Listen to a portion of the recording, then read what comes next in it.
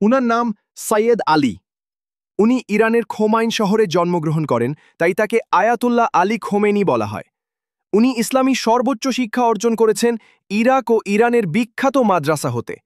তার উপাধি আয়াতুল্লাহ, যা ফিকাবিদ, মুস্তাহিদ, আল্লামা সমতুল্য। তাছাড়াও তিনি নবী সাল্লাল্লাহু আলাইহি ওয়াসাল দৌহিত্র হুসাইন রাহিওয়াহানে ওয়াসাল এর ৪৮তম বংশধর। নবী সাল্লাল্লাহু আলাইহি ওয়াসাল এর দৌহিত্র ইমাম হুসাইন রাহিওয়াহানে ওয়াসাল লাহিওয়া এর ছেলে ইমাম জনাল আবেদিনের বংশধর। উনার মাথায় কালো পাগড়ি তার চিহ্ন বহন করে।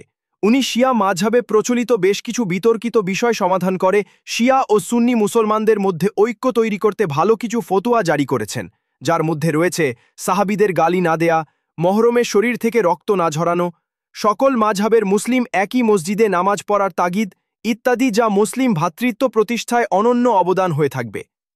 আল্লাহ আপনাকে ইসলামের খাদেম হিসেবে কবুল করুক। আমিন।